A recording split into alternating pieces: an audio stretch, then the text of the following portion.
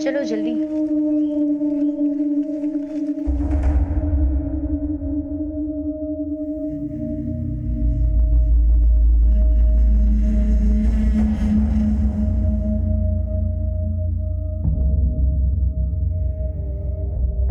चलो जरा जल्दी चलो, बहुत देर। अरे दीदी संभाल के, और थोड़ा जल्दी जल्दी चलो। आपको पता है ना, शाम को ये रास्ता बहुत खतरनाक हो जाता है।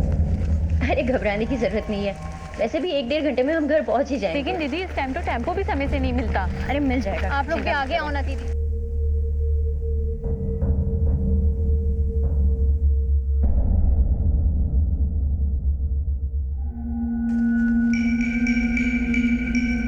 बस आ गए बस स्टॉप पे। हाँ बस आ ही गए हैं।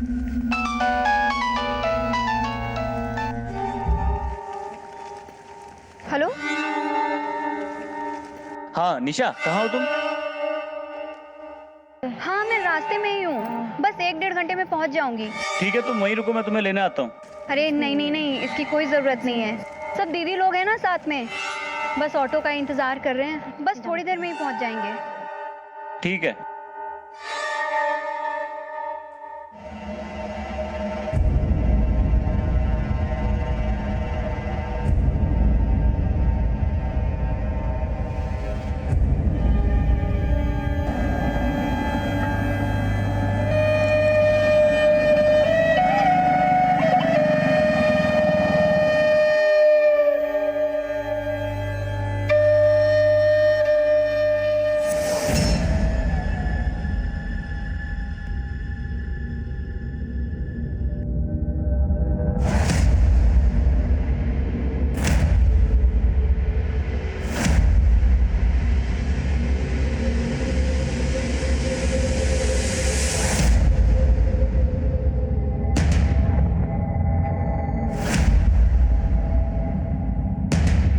दीदी अरे वो आ गई। अरे रुकिए रुकिए भैया, रुकिए। रुको रुको रुको रुको भैया। काशी घाट चलोगे? बैठिए। दीदी चलो चलो। चलो चलो चलो चलो जल्दी।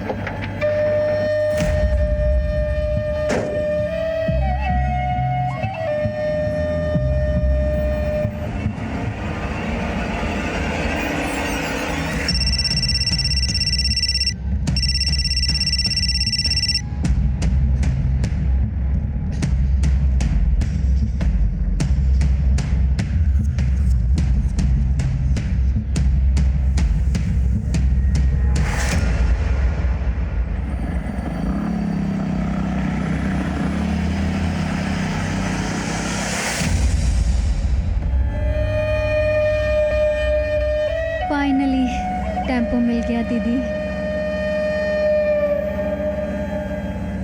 दीदी हमें कल ऑफिस में जाकर इसकी रिपोर्ट करनी होगी।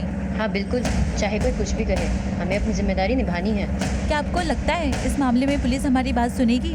क्यों नहीं सुनेगी, हम जाकर पुलिस में कंप्लेन करेंगे।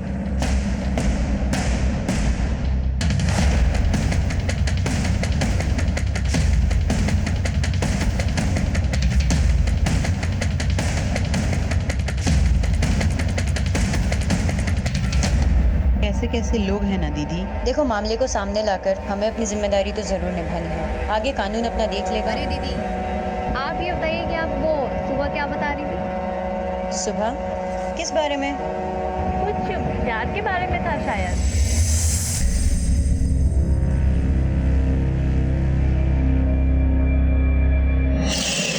हमारा नाम सुजीत है, हमसे दोस्ती करोगी?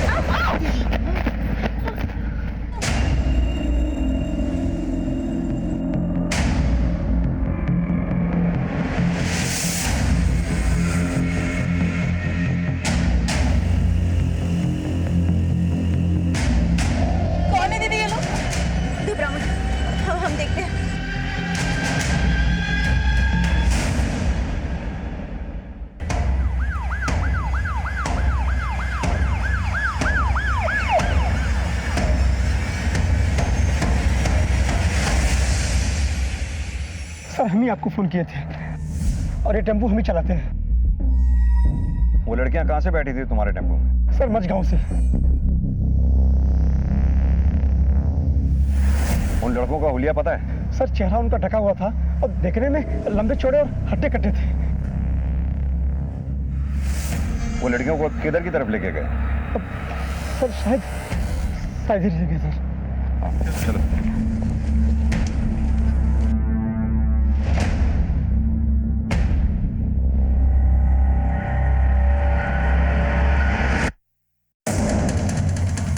तुम कह रहे थे तुम्हारे टेम्पो में 4 लड़कियां चढ़ी हैं। घेर लिया।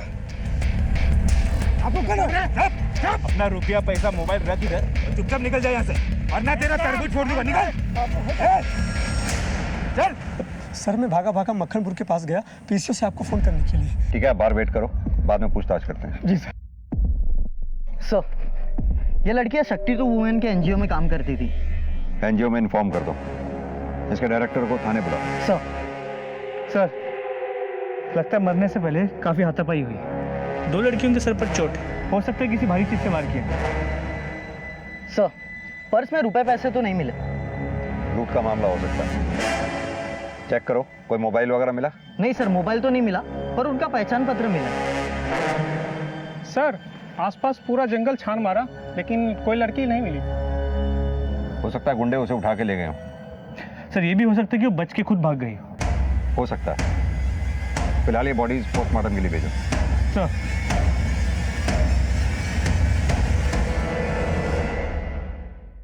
ये ड्राइवर पे नजर रखो, इसके कॉल रिकॉर्ड चेक करो। सर अगर ये गुंडों के साथ होता तो हमारे सामने आता ही क्यों? इसके गाड़ी के कागजात जो हमारे पास थे, हम इस तक पहुंच ही जाते, इसलिए ये खुद हमारे पास आ गया ताकि किसी को इस पे शक ना हो। अनुज ये बॉडीज जिस कंडीशन में हमें मिली हैं, इन्हें देखकर ऐसा लगता है कि इनके साथ दुष्कर्म हुआ होगा। खैर जो भी हो, पोस्टमार्टम की रिपोर्ट आने के बाद तो पता चल ही जाएगा। सर क्या ये हो सकता है कि किसी ने एनजीओ से अपना बदला इन औरतों से निकाला हो?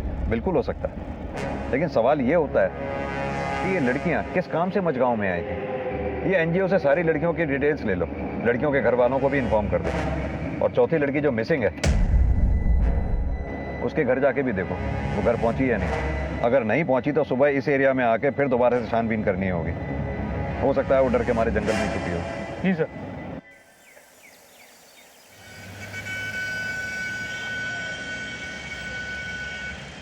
बिंदा ठाकुर, इसमें 100% उसी का हाथ है।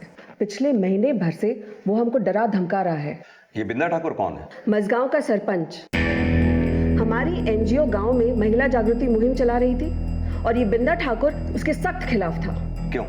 क्योंकि गांव में आंगनबाड़ी में हो रहे घपले के बारे में हम गांव वालों को जागरूक कर रहे थे। ये बिंदा ठाकुर आपको डायरेक्ट कॉल करके धमकी देता है? सर ऐसे लोग कभी डायरेक्ट कुछ करते हैं क्या?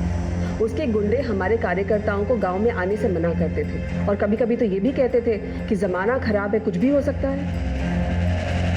अच्छा एक बात बताइए, आपके एनजीओ में जो लड़कियां काम करती थी, इनका आपस में रिश्ता कैसा था? अच्छा था, बल्कि बहुत अच्छा था, बिल्कुल बहनों की तरह। पर आप ऐसे क्यों पूछ रहे हैं सर? क्योंकि उन 4 लड़कियों में से 3 की हत्या हुई है और एक लड़की जिसका नाम निशा था वो बचकर निकल गई। ये बात हमें खटक रही है। एक काम कीजिए, उन 4 के नंबर और एड्रेस इस पे लिख दीजिए, और बिंदा ठाकुर का भी। अनुज इन 4 लड़कियों के मोबाइल सर्वेलेंस पे डालो ताकि अगर किसी का भी फोन ऑन हो तो पता चल जाए। चौथी लड़की कहाँ थी? क्या उसकी भी हत्या हो गई थी, या वो मौका वारदात से जान बचाकर भाग निकली थी, या इस वारदात को अंजाम देने में उसका कोई लेना देना था? मुश्किलों के पहाड़ सामने खड़े थे और पुलिस की राह उन्हीं रास्तों से गुजरने वाली थी।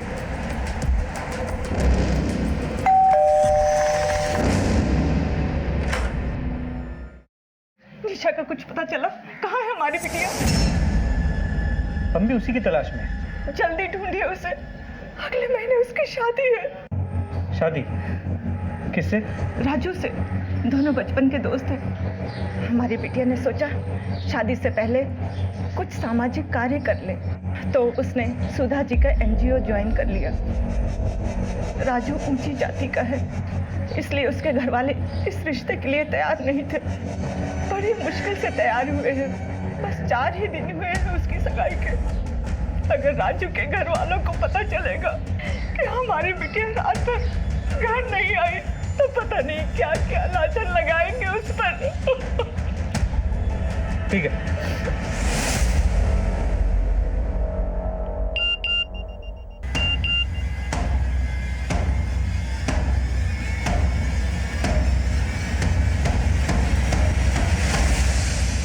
सर कल रात तो सिर्फ हमें शक था, लेकिन अब हमारा शक यकीन में बदल गया है कि जिस लड़की की पहचान कल संगीता के नाम से हुई थी, 8 साल पहले उसका ये वीडियो वायरल हुआ था। जो लोग भी ये वीडियो देख रहे हैं, हमारी मदद कीजिए।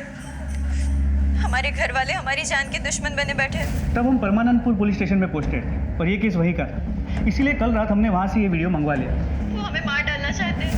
हम अभी दिल्ली से पटना जाने वाली ट्रेन में हैं और हमारा ट्रेन नंबर है।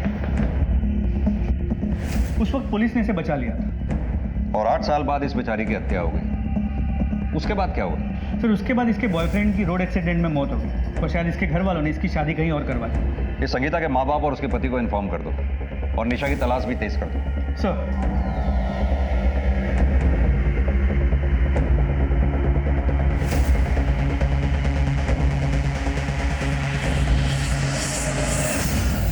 सर हमने चारों तरफ निशा को ढूंढने की बहुत कोशिश की, लेकिन वो कहीं भी नहीं मिली। तो बहुत मुमकिन है कि गुंडे उसे उठाकर ही ले गए और कहीं बंद करके रखा।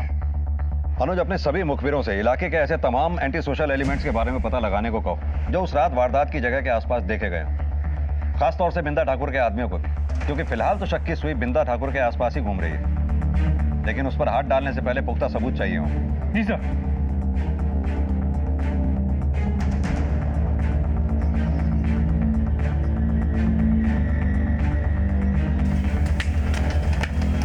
मामले की कशीदगी को देखते हुए पुलिस ने अपनी तफ्तीश के आधार पर संदिग्धों को दबोचना शुरू किया। सर आपका शक सही था। पोस्टमार्टम रिपोर्ट के मुताबिक उन लड़कियों के साथ सामूहिक बलात्कार भी हुआ है और जिन 2 लड़कों को हमने शक की बुनियाद पर पकड़ा है उनका ताल्लुक बिंदा ठाकुर से। महिलाओं के अधिकारों के लिए लड़ने वाली शक्ति टू वुमेन एनजीओ की 4 महिला कार्यकर्ताओं के साथ मझगांव में घिनौना अपराध मारने से पहले किया गया था सामूहिक बलात्कार। 4 में से 3 मृत घोषित, जिसमें से 1 की तलाश अभी भी जारी है।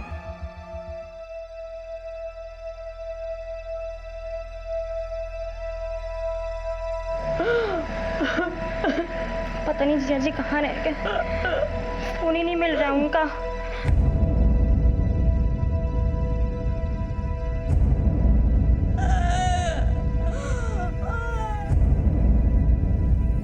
अभी तुम्हारी संगीता की जिंदगी में सब कुछ संभला था और ये क्या हो गया भगवान। चाहे कुछ भी हो जाए, हम शादी करेंगे तो सिर्फ सुजीत से, वरना किसी और से नहीं। वो लड़का हमारी बिरादरी का नहीं है और ऐसे आवारा लड़के से मैं तुम्हारी शादी नहीं होने दूंगा। और तुम भूत बनकर क्या खड़ी हो? समझाओ इसे। सुरेंद्र शुक्ला। जी हाँ। सुजीत नाम के एक लड़के की ट्रक से कुचल के मौत हो गई।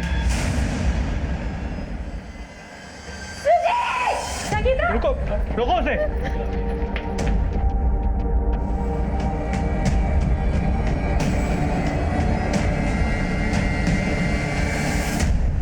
लाश की हालत काफी खराब है, थोड़ा संभाल के देखिएगा।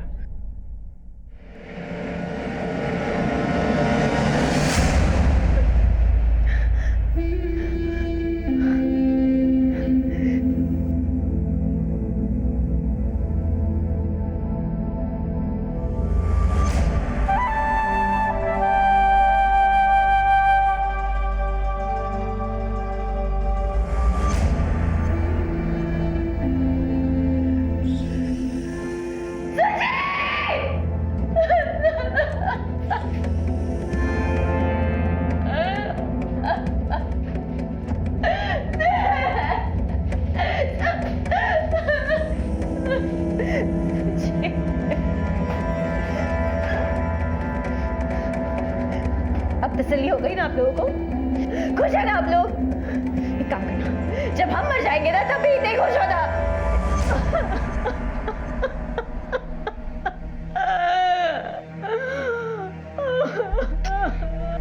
पापा हम खुद ही देख के आते हैं जीजा जी को।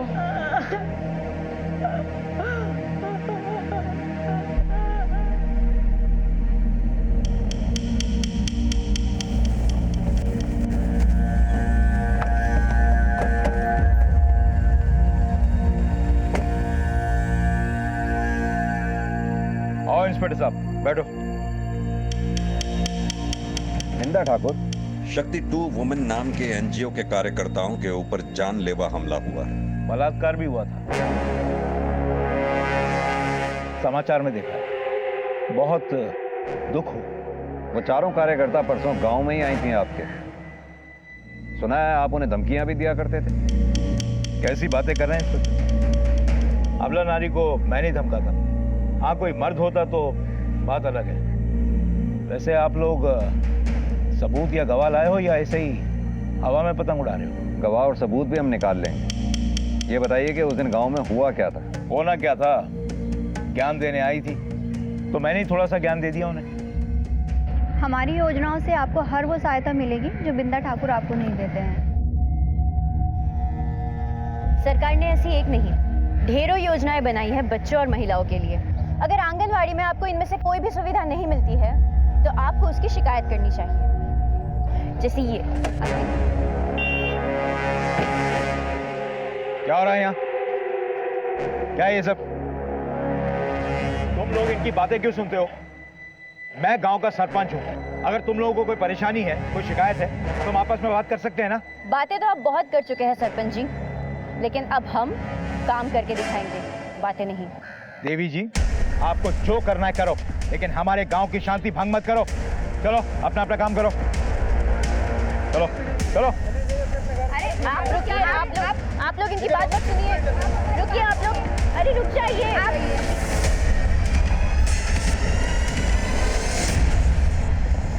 अब आप ही बताइए कि गांव में शांति बनाए रखने की जिम्मेदारी तो हमारी हुई ना इंस्पेक्टर साहब। इसलिए आप जाइए और जो खो गई है लड़की उसे खोजिए। शायद वो जिंदा हो। अगर मेरी कुछ मदद की जरूरत हो तो मैं यहीं मिलूंगा।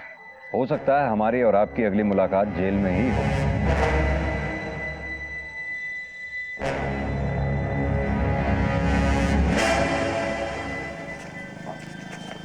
इस पे नजर रखो।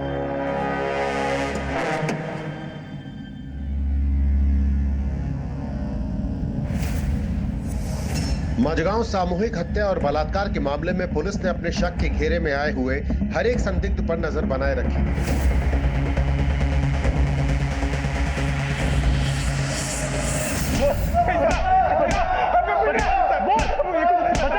हमको कुछ नहीं पता साहब, हमको कुछ नहीं पता सर। मेरा इसमें कोई हाथ नहीं है साहब। सर, बिंदा ठाकुर के गुंडे तो मुंह ही नहीं खोले। वहाँ टेम्पो ड्राइवर के कॉल रिकॉर्ड या निगरानी से भी कुछ हाथ नहीं लगा। सर, हमने चारों लड़कियों की कॉल रिकॉर्ड चेक की। राधा और शामली के कॉल रिकॉर्ड में ऐसा कुछ खास नहीं मिला। निशा के कॉल रिकॉर्ड चेक करो। पता करो क्या उसकी बिंदा ठाकुर से बात हुई थी? निशा की कॉल रिकॉर्ड में बिंदा ठाकुर का नंबर नहीं है, लेकिन निशा की आखिरी बार बात उसके मंगेतर राजू से हुई थी।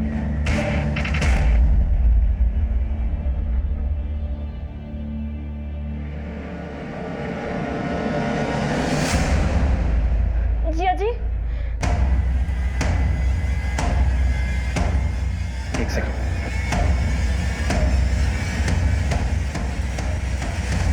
सुनीता, क्या बात है? जिया जी, दीदी। क्या हुआ संगीता को?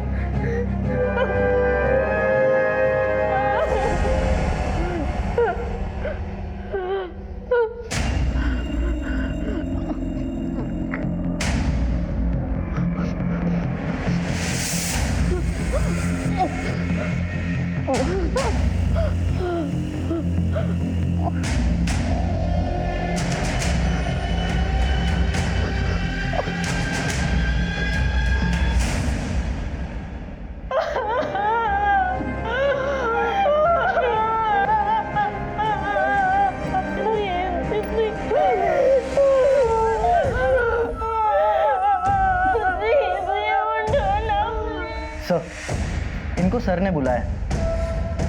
चलिए।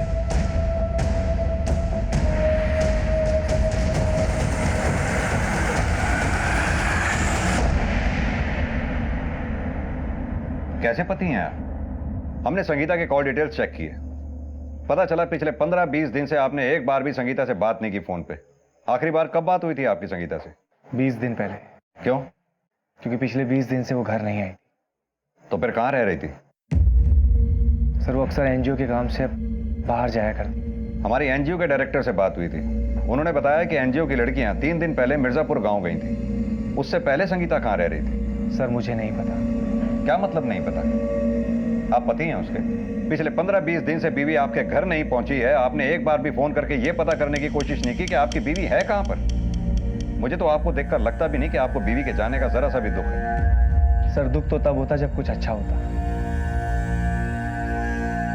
दरअसल इन दिनों हम लोगों के बीच में कुछ अनबन चल रही थी। श्रीकांत, हम अब आपके साथ और नहीं रह सकते। हमने बहुत कोशिश की ये रिश्ता निभाने की, लेकिन हम कब तक ढोंग करते रहे? 1 महीने पहले तो सब कुछ ठीक था, लेकिन पिछले 1 महीने से देख रहा हूं कि तुम अचानक बदल गई हो। ठीक है, अभी आप जा सकते हैं।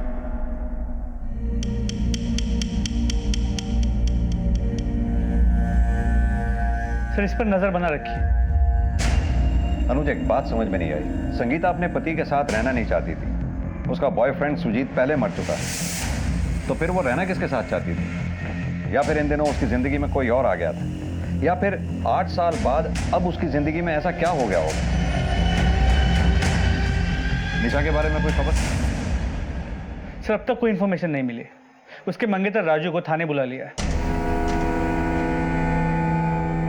मुझे नहीं पता सर निशा कहाँ है। निशा तुम्हारी मंगेतर है और अभी तक तुमने थाने आकर निशा के बारे में पता करने की कोशिश भी नहीं की। क्यों? वो मुझे निशा की माँ से पता चला कि आप लोग उसे ढूंढ रहे हो, इसलिए मैंने पुलिस तो अपना काम कर ही रही है। ये बताओ कि वारदात से ठीक पहले तुम्हारी निशा से बात क्या हुई? सर मैं उसके लिए बहुत परेशान था। ठीक है, तुम वहीं रुको, मैं तुम्हें लेने आता हूँ। बस थोड़ी देर में ही पहुंच जाएंगे। देखिए, निशा हमें वारदात की जगह नहीं मिली, ना ही वो अपने घर पहुंची और ना ही उसने तुमसे कांटेक्ट करने की कोई कोशिश की। आखिर क्या वजह हो सकती है? मैं क्या बताऊं सर, मुझे खुद नहीं मालूम। ठीक है, अभी तो तुम जा सकते हो। हमसे पूछे बगैर ये शहर छोड़कर जाना नहीं। जी सर।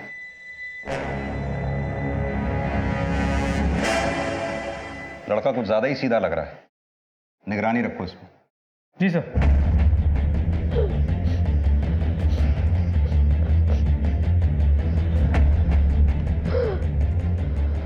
वो भी तेरे राजू की तरह ही मुझसे बहुत प्यार करता था।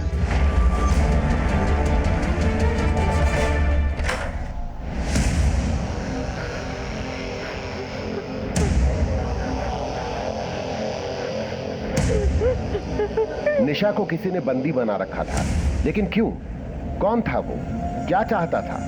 निशा की तलाश में जुटी पुलिस टीम जहां उसे दिन रात ढूंढने में लगी थी, वहीं दिन रात कोई निशा का शोषण भी कर रहा था।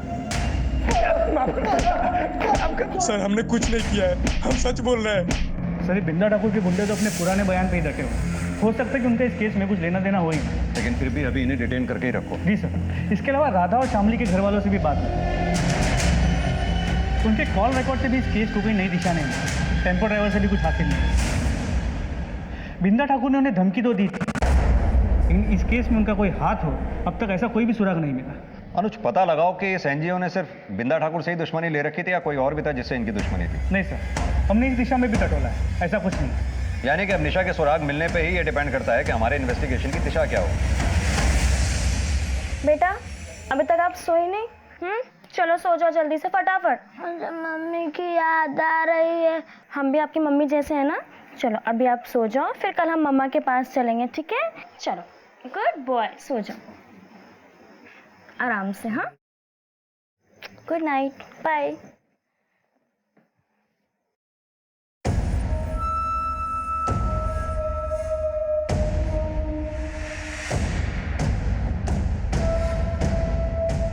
जिया जी, आप अपने आप को अकेला मत समझिए, हम आपके साथ हैं।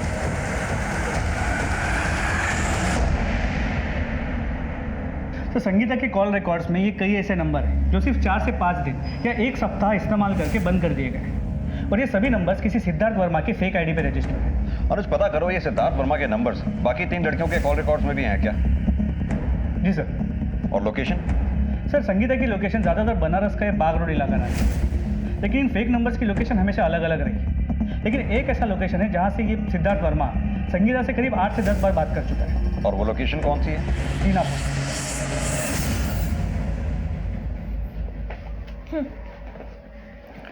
Thank you. सुनिए, इस बार आप फिर से 5-6 दिन बाद आएंगे? नहीं नहीं, जल्दी आ जाऊंगा। तुम्हें कुछ जरूरत होगी तो बताना, मैं वहीं से अरेंज कर दूंगा। लेकिन कोशिश कीजिएगा कि जल्दी आ जाए। पक्का।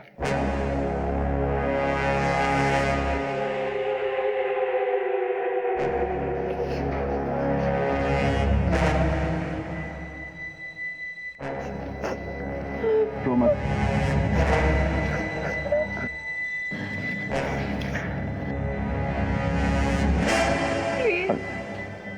प्लीज जाने दो मुझे। पागल हो गई है क्या? कितना रिस्क उठा के लाए हो, तुझे पता है? तू यहाँ पर सेफ है, मैं हूं ना तेरे साथ। मेरी सगाई हो चुकी है।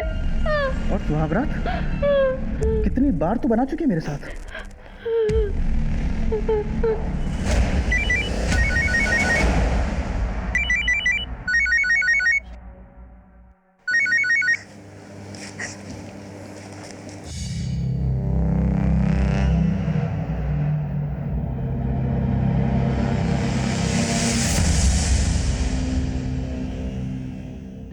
सर, जिन फेक नंबर से संगीता की बात हुआ करती थी, बाकी तीनों लड़कियों के कॉल रिकॉर्ड्स में उनमें से कोई भी नंबर नहीं है। यानी तुम्हारे कहने का मतलब है उन फेक नंबर से सिर्फ संगीता की ही बातचीत हुआ करती थी? जी सर, और संगीता के मोबाइल लोकेशन के हिसाब से उसका घर यहाँ आगे संतोष नगर में।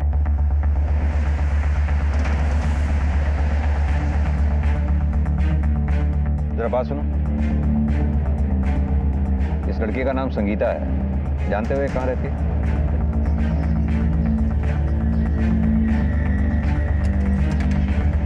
ताला लगाओ, जरा पड़ोस में पता करो ये घर किसका है। सर,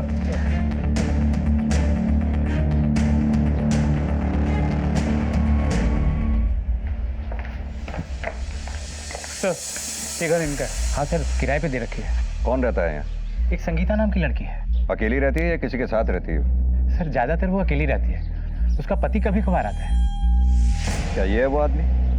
पता नहीं सर, मेरी एग्रीमेंट की सारी बातें संगीता से हुई थी। एग्रीमेंट लाइए। जी सर। संगीता अपने पति के साथ रहती थी? कैसे हो सकता है? उसने मैं बताया नहीं। जी सर। ये एग्रीमेंट तो श्रीकांत के नाम पे, वो भी 1 महीना पहले हुआ। तो पहचानते हो इस आदमी को? उसको मेरा बेटा जानता है। आपका बेटा कहाँ पर? काम के सिलसिले में अजमेर गया था। तो जैसे ही अजमेर से वापस आए उसे थाने लेके आना है। हमें उस आदमी का स्केच बनवाना है जो यहाँ आया जाया करता है। जी सर। अभी के लिए हम ये ले जा रहे हैं। जी सर। अनुज, श्रीकांत ने हमें कहा था कि उसकी अपनी बीवी से अनबन चल रही थी, लेकिन यहाँ एग्रीमेंट श्रीकांत के नाम पे हुआ है जहाँ संगीता रहती थी। कहीं ऐसा तो नहीं है वकील श्रीकांत हमारे साथ कोई दांव-पेच खेल रहा है?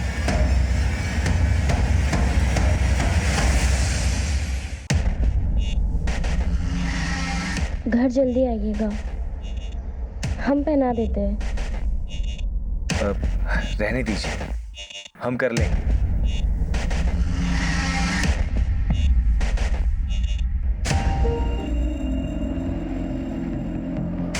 कहिए इंस्पेक्टर साहब। आपने कहा था आपकी बीवी आपके साथ रहना नहीं चाहती थी, लेकिन जहां वो रह रही थी वहां का एग्रीमेंट तो आप ही के नाम पे बना हुआ। पर ये सब झूठ है। वकील साहब, आपकी फोटोग्राफ और आईडी लगी है इसमें, और आप ये कहना चाहते हैं कि आपकी बीवी आपके ही जैसे किसी हम शक्ल के साथ घर में रह रही थी? सर, हमें कुछ नहीं पता, और वैसे भी हम आपको पहले भी बता चुके कि हमारी बीवी के साथ हमारे संबंध अच्छे नहीं थे। हमसे तलाक लेना चाहती थी।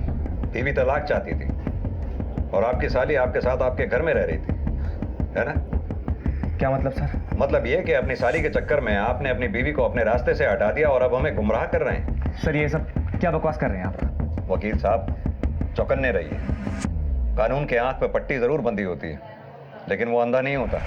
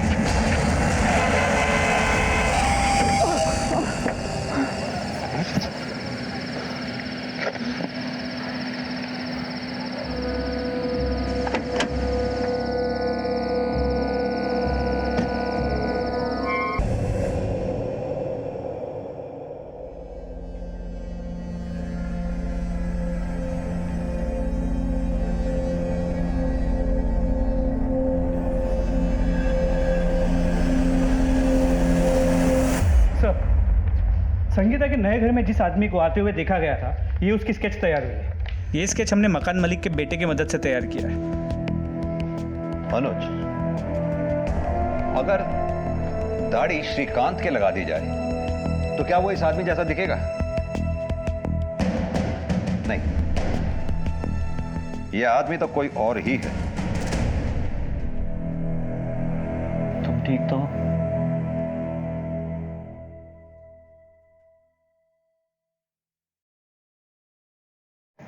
क्या हुआ निशा? मुझे डर लग रहा है राजू। निशा, अब डरने की जरूरत नहीं है, तुम सेफ हो। मुझे तुमसे डर लग रहा है। मुझसे क्यों? तुम मुझे छोड़ तो नहीं दोगे ना? निशा, तुम ये फालतू की बातें सोचना बंद करो। तुम्हें आराम की जरूरत है। हाँ, तुम आराम करो।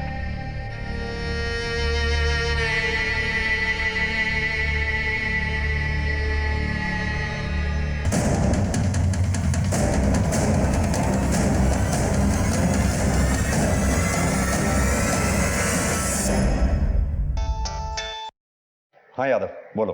सर, निशा का पता चल गया है, वो हॉस्पिटल में। निशा? निशा, हमें तुम्हारा बयान चाहिए होगा। जो कुछ भी तुम्हारे साथ हुआ हमें शुरू से बताओ। सर, हम लोग टेम्पो से बनारस वापस लौट रहे थे। वहां पर फिर कुछ गुंडे आए और हमें चारों तरफ से घेर लिया और टेम्पो के ड्राइवर को भी वहां से भगा दिया उन लोगों ने। लड़की को लेकर अंदर चलो। दीदी, चल। दीदी, हम लोग तुम लोगों को चाहते हैं। बांध दो इन सबके हाथ में। प्लीज चलो, हमें जाने दो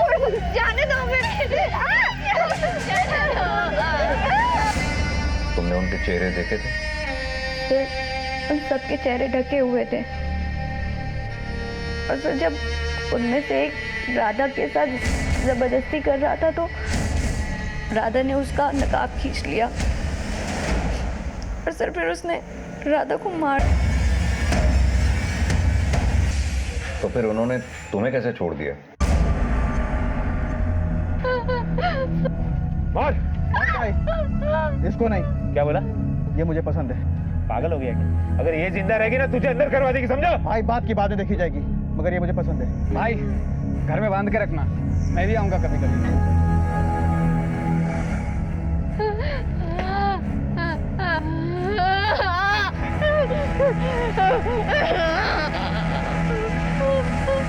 चले। उसने तुम्हें कहाँ छुपा रखा था? छितौना की कोठरी में छिपाया था। एक बात बताओ, वो गुंडे किसी का नाम ले रहे थे? जैसे बिंदा ठाकुर, श्रीकांत, सिद्धार्थ?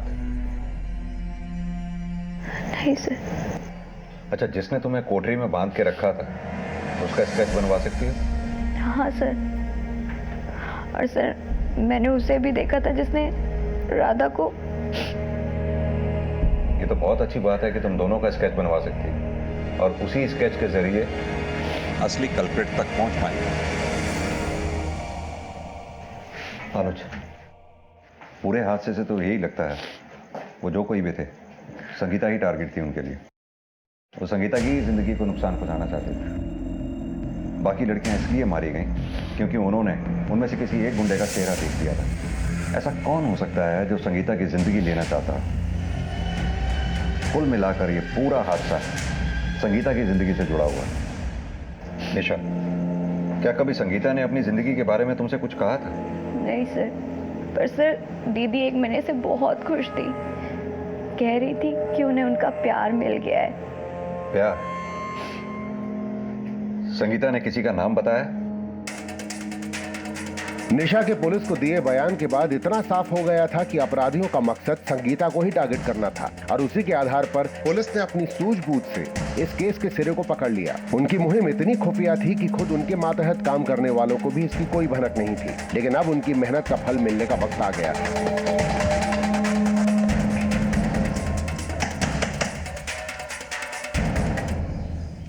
क्या बात है सर? आपका बेटा कहाँ है? आप ऐसे कुछ नहीं बताएंगे। यादव, इन्हें थाने लेकर चलो, वहीं बात करेंगे इनसे। साहब बात क्या वो तो बताइए साहब। आप ऐसा नहीं कर सकते साहब मेरे साथ। हम बहुत कुछ कर सकते हैं, आपकी उम्र का लिहाज कर रहे हैं हम। बैठाओ इन्हें गाड़ी में। साहब गलती क्या है मेरी? साहब ये हो क्या रहा साहब? सीधी तरह से बताइए, आपका बेटा है कहाँ पर? अब ये मत कहिएगा कि बेटा मर चुका है। साहब मुझे कुछ समझ में नहीं आ रहा साहब। आप बस इतना समझ लीजिए कि जब पुलिस आपके पास पहुंच सकती है तो थोड़ी मेहनत करने पे आपके बेटे के पास भी पहुंच सकती है। बेहतर होगा हमारा काम आसान कर दें।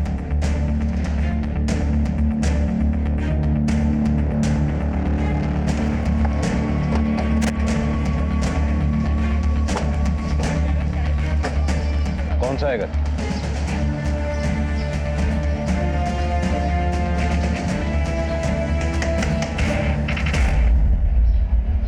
आपके पति घर पे हैं? हाँ।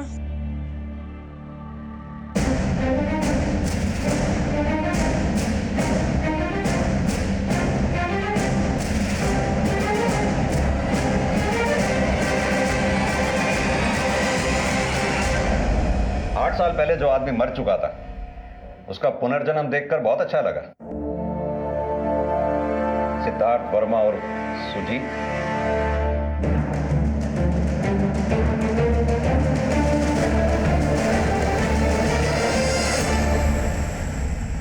सर आपको जरूर कोई गलतफहमी हुई है। यादव सर, जरा लेकर आओ उन्हें।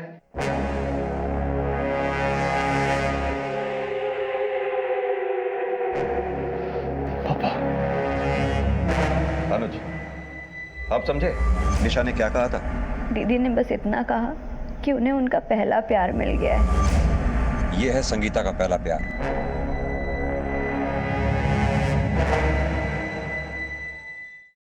भाई हमें तेरी कहानी एकदम शुरू से सुननी है।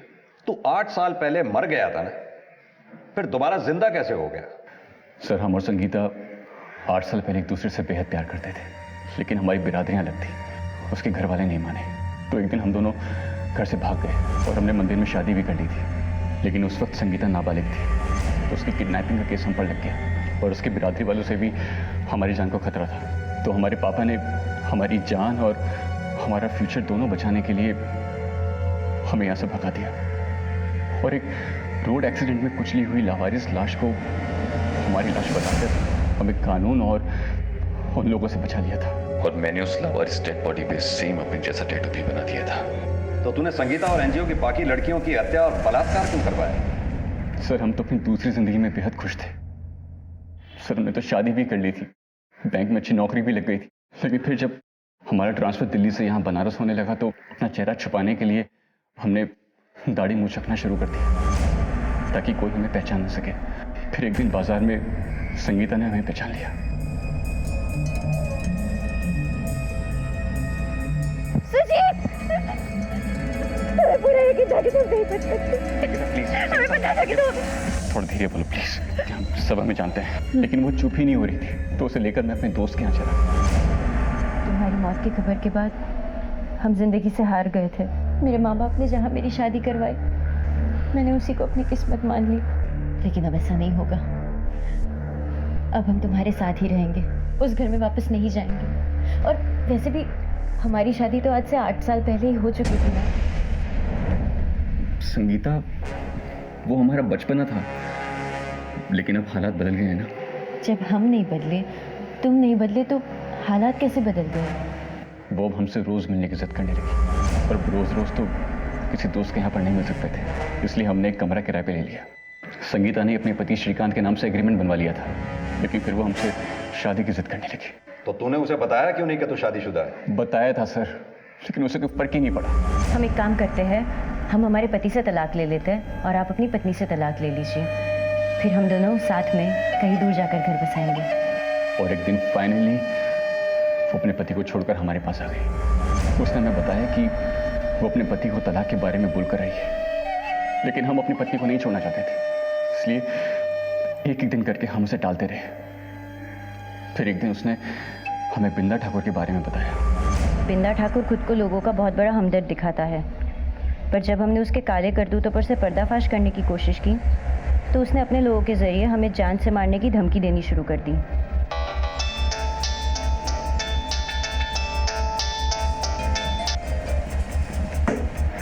किसका फोन था? किसी का नहीं। तुम्हारी बीवी का फोन था ना? तुमने उसे अब तक हमारे बारे में नहीं बताया।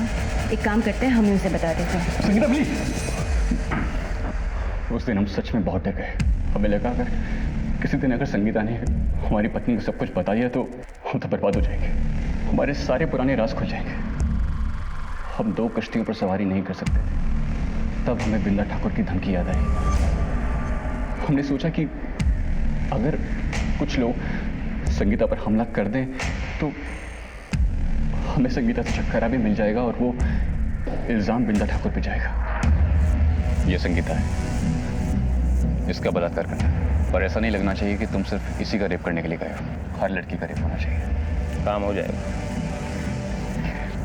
हमें लगा अगर उसकी इज्जत ही लूट जाएगी तो वो शर्म से खुद ही आत्महत्या कर लेगी। हमारा उसे मरवाने का कोई इरादा नहीं था सर, लेकिन हमने जो कुछ भी किया वो सिर्फ अपने परिवार को बचाने के लिए किया सर। कितने सुंदर विचार हैं तेरे। अगर अपने परिवार को बचाने का इतना ही ख्याल होता तो दोबारा संगीता से मिलता ही नहीं, और अगर मिलता भी तो संगीता को अपनी शादी बचाने की सलाह देता, पर तू तो उसका फायदा उठाना चाहता था। दरअसल तेरी प्रेम कहानी में तूने कभी संगीता से प्यार किया ही नहीं, संगीता ने तुझसे प्यार किया। अनुज, मौत का झूठा नाटक रचने के आरोप में इसके बाप को भी गिरफ्तार करो, सड़ेंगे दोनों जेल में। सर, सुजीत के इकबालिया बयान के बाद पुलिस ने हर मुजरिम को घसीटकर सलाखों के पीछे कर दिया। संगीता से पीछा छुड़ाने के लिए उस सुजीत ने बड़ा ही गलत कदम उठाया, जिसकी कीमत संगीता को अपनी जान और आबरू देकर चुकानी पड़ी।